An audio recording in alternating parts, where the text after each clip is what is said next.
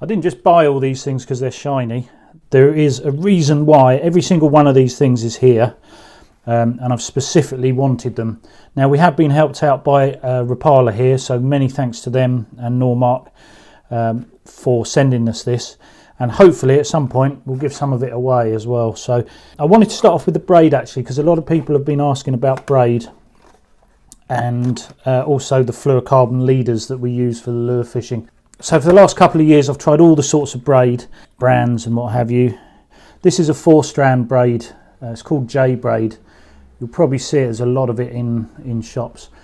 It's multicoloured braid, and you can use it, and then obviously that will help you with the depth to fish at as well. It's a good indication of what depth. But yeah, J braid has been really good. I've been using that. We've tried about 10 different types. I'll put some links underneath about how much this costs and where you can get it from. This is £23 braid, and it's only 0.19 mil as well. But I found that really good for the amount you spend. Now, if you can spend a bit more, we try and look at where you can get the most value. But on this occasion, if you want to spend a little bit more on your braid, this is for the lure fishing. I do recommend the Rapinova. So hopefully that'll answer some of the questions we often get, is what braid I use.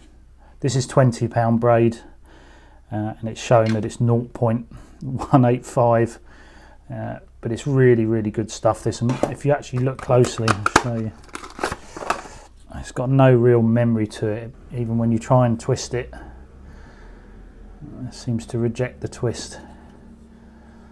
There you go. So that's the braid. You might notice some of these larger shads, and it's relevant what colours these are in. I'll come into that in a moment. And they've got weighted heads on there, and I'll be using these from the kayak over the rocks, the reef and the sand. The reason I've got these are heavy. These are heavy, 46 grams, 64 grams. Now, there's a good reason I've gone for these colours. You can see here the ones on the left are mackerel, or as good as you'll get as mackerel imitations, really. So enough weight to get it down to where the feeding fish are when I'm on the kayak. I won't really cast these from the shore, maybe from piers and jetties with heavier gear. But these are a little bit too heavy for shore casting, the sort of stuff that we do here on the south coast. So these are Storm branded ones, about 6 inch, I think. Yeah, 6 inch, 6¼ inch, 5½. But the reason I've got these here isn't just because they're shiny, as I was saying earlier, but you've got colours here, and I'm always wanting to imitate the bait fish that are in the water. These are mackerel coloured, obviously, and sometimes the bass are preoccupied with the smaller joey mackerel. We had some big joey mackerel shoals early in the season last year, and some of them were that sort of size as well. And then later in the year, I was noticing that the bass were hammering the whiting. I haven't seen them take the whiting in that sort of way, so I thought clearer white, bright whiting type colours might work well there. As we know, bass will pick out herring and mullet, small mullet as well.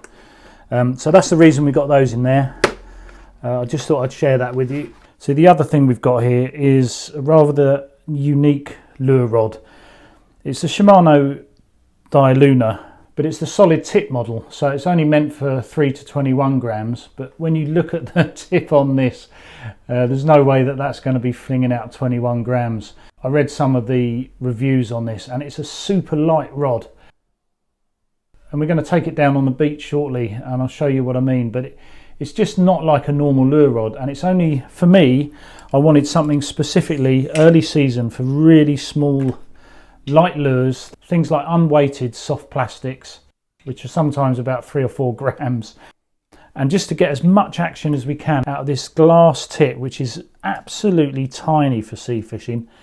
I know some of you that might do coarse fishing will say that's normal, but we're not used to this in sea fishing terms. So this is the dAJXZ from Shimano. It's an excellent rod. It is quite expensive. I have been saving up for this for a while. As I say, I really want something that'll put some life into these into some of the lures that we'll take a look at in a minute. So very specific side of lure fishing, and for me this is going to be, I think it'll be absolutely tremendous to get a decent bass on this rod, and we'll have to see if it's up for it. But you can see here it's a carbon weave on that, and then very noticeable glass tip as well. You see Fuji guides all the way through. So I'm quite keen to give this a go. If you've got any of these rods or any of this or anything you can see here, then I'd like to know how you get on with it as well. So do write down in the comments. So continuing the theme of matching the hatch, which is using lures which represent the bait fish that I see in the water.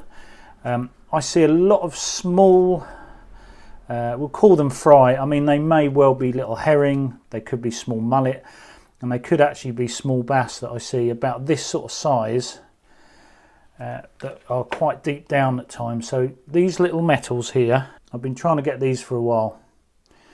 These are little mini herrings, and they are, again, they are quite expensive, for about £4 or so. And these are 20 grams, but I'm still going to use it on that Dialuna, just to see how that affects the action on these. It's going to be a real simple way of fishing this. Again, I can use it from the kayak, I can flick them off piers and jetties. Tiny little things. You can get 10, and you can get them in 10, 15 or 20 grams. And that'll be a slightly different way to fish for the bass this year. Another thing I've got is this ugly stick GX2. Although this is a boat rod, I've got a feeling this is going to be utilised for a bit of everything fishing. It's 7 foot. All shiny colours in here. So I can use this from the kayak, possibly from the boat as well. It's giving it there, you can see 6 to 15 pound line, but it's the action of the rod that's important. And looking at that tip, there's got to be some glass in there too. That'll be suitable for some more heavier lure fishing, as well as bottom fishing with 3 or 4 ounce from the kayak. Again, possibly use it as a light pier or jetty sort of rod as well. But I prefer the 7 foot rods from the kayak, and I'll match that with either a multiplier or a fixed spool. You can see there's really good quality rod rings on this. It's still, I suppose it's still a budget rod. I'll put the latest prices and where you can get them underneath, if that helps, if you are interested. So I'm not being paid to say nice things about any of this, but I will be getting to use it and do a full test at some point. So 7 foot from the kayak, 6 foot's too stubby, you can't get the rod round the bow. You've got one foam piece from there and there, so when you put it in the rod holders, it doesn't wear away at any of the carbon or the, in this case, glass on the rod. So ugly stick used to be the must-have rod back in the 90s. Now, you don't see as many of them now, but I'm really pleased with that. That to me looks like a half decent rod. 7 foot rod for the kayak. Right, let's have a look at some of these plugs. You can see most of these are from Rapala, and they are, and this one is a real sort of traditional type of plug as well. They brand it as the silver. The reason I've got some of these Rapalas on here is, although I love some of the Japanese lures from Mega Bass and things like that, but they are ridiculously expensive. So the Rapala ones are still expensive, but you're going to save yourself a tenner on a really decent lure as well. So as I say, a little bit more traditional. I'll show you what this one does. So a jointed plastic plug. They used to make them out of wood. I'm looking forward to giving that one a go. As you can see, it would represent something like a mackerel that's injured. Well, they say they're made out of wood, but this to me looks like it's made out of plastic. And this is going to be more like a trolling lure, so something that will move through one part of the water table. Keep quite a steady wobbling action. So yeah, we'll add that to our lures this year. I'm looking forward to giving that a go. It will dive down, but mainly that'll be, I'll try and keep that at the same depth and keep it moving through the water. It's like a needlefish really. So we've got a walk and roll Rapala now, 13 centimetre lure. You can see that a lot of these lures in colour are going to be white or silvers. That's because a lot of the bait fish I see are white or silver. Like most lures, that rattles away as well. This is a top water lure, so you retrieve it on the surface of the water, and you can make your retrieve quite erratic if you want, to signify a bait fish that's on the top of the water and is in distress. So very often when you see fish like bass taking fish off the surface, you're going to want something like this. They say it spits and rolls, so basically you see that face of the lure there. That'll disperse a lot of water on the surface of the water and create a lot of commotion. I don't tend to use out and out poppers, which have a massive great face and will put a big V up. And people like to talk about walking the dog, which is basically a left-right correction. But if it's anything like my dog, it'll be running off and not coming back, very disobedient. It's a top water lure. It's the sort of thing I use cast first on dark mornings, just to see if there's anything, using the moonlight to take fish off the surface. Now, something else that is important is when the fish are just under the surface, so they are out of sight, but you want to have something around about 3 or 4 foot underneath the surface. And this is ideal really. This is the Rapala ripstop. And the idea is you can get that 4 or 5 foot underneath the surface. When you retrieve, it will sink down, and then you should be able to get it, well, maybe down to about 6 foot. And then it will slowly float up in to avoid snags. So you do run the risk of snags with it. But it will float up slowly when you stop retrieving. So I'm not entirely sure how this will sink through the water table, because it seems to have quite a weighted tail. So you may find if the water's up here and it's sinking down, you may find it's kind of tail heavy, and then you retrieve it back like that. So to get this moving how we want in the water table is going to take a bit of work. There's definitely some extra weight in the tail section there, so I'll give that a test. As with most of these lures now, they all rattle.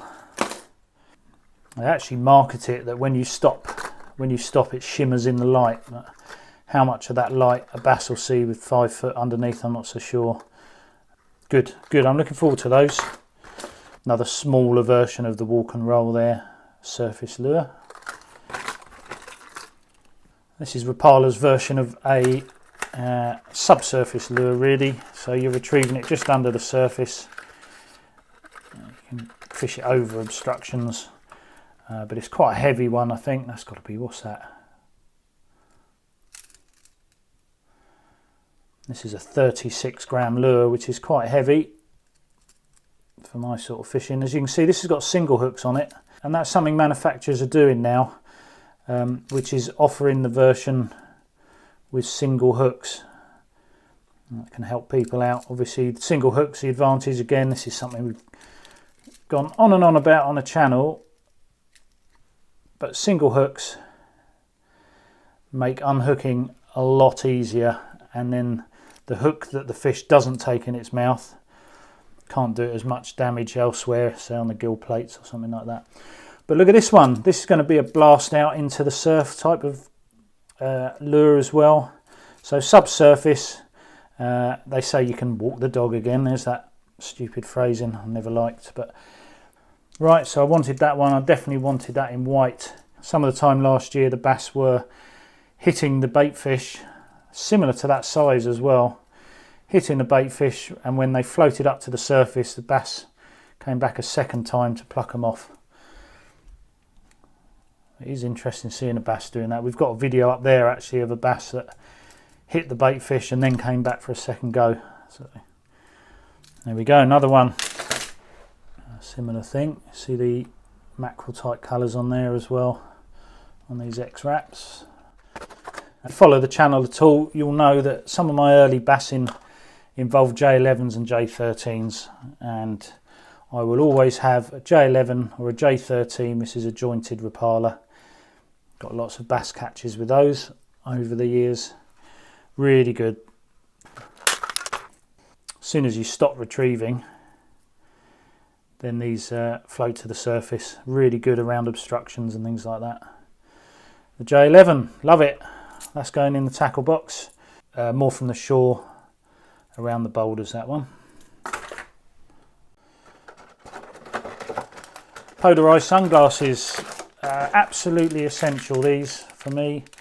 I can ruin a day's fishing when I forget them.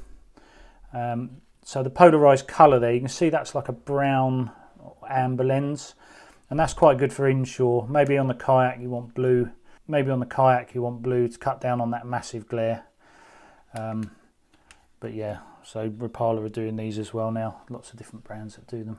I can guarantee there'll be a video this year where I forget these.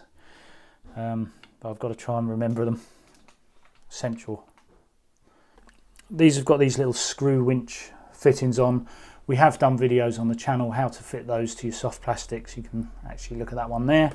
VMC are the best, mate. The 734 6SB. I really rate these. Tough and strong. 4.0 or 5.0 seem to be about the right size for most of the soft plastics. I do like an oversized hook. It's got a tapered spring on that as well, which makes things a lot less fiddly. Just want to show you two of these fixed spool reels. Actually, we've got these on very cheap kayak rods. These are the FX fixed spools by Shimano, and I really like them, mostly because they're 20 quid. When you're on a kayak, these get a real paste in. They'll be covered in salt water. Yes, you can rinse them down, but eventually they're going to break. I always think there's three ways to go with the kayak reels, or reels that are going to get salt water on them. You either go top end, high end, where they are perfectly sealed, where every part of that fixed spool is going to resist the salt water. You rinse it down and you've basically got it for life. Or you can go mid-range, where it's almost sealed. It's almost sealed, but still with my age and fixed spools like that, they're not going to last that long. So the other option we've got, and this is what I'm going to trial this year, is going ultra cheap. And these FX by Shimano are all you need. 3000 size spools. Spools are interchangeable with my more expensive Shimanos. They just work. They're absolutely fine. They might last 2 seasons, but at £20 a go, it's not bad at all, is it? So that's the Shimano FX, and it'll have a similar Shimano engineering. You're just paying less because you've got more plasticky parts, not so many bearings and things like that, but they're super simple. Again, I've gone quite cheap. This Axia is a little bit of everything rod, really. I can use 2 ounces, bounce around a bait for place and things like that with that, and I've actually got it set up for float fishing for the live bait. So the other one will be my lure rod from the boat, and then we'll also use going to use the ugly stick that you had a look at earlier. So this is the Shimano Dialuna. It's so light, that tip is ridiculous. Look at it. So I'm going to pair that with the Ultegra. It deserves a decent reel. This is a 2500 size reel. I'll put those on together, and then I want to see what it'll cast. It's telling me 21 grams, but that little glass tip, what I want that for are my little soft plastics. Things like this, I want it to be able to flick that out. I mean, that late, you know, what does that weigh? I could take it up to 15 or 20 grams. I can take it up to 15 or 20 grams with one of those as well. Yeah, so what I really want to do is be fishing with something this sort of light.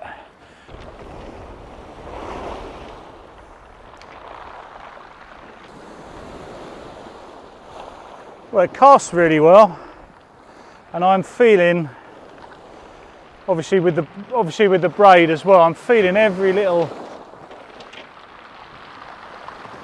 bump there.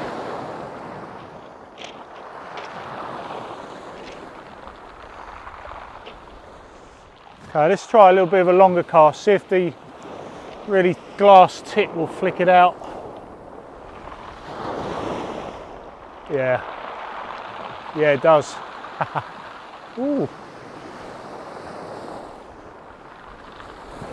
Now, I'm not going to hook into a big bass this time of year, not from this venue at least, but it does make me quite confident when summer comes around. There's enough power in that butt It's almost a through action, but there is enough power in that butt to bring in a big fish. As long as you don't hang that fish under the rod, there is enough power in there, definitely. Yeah, good rod. Let's try a little metal herring.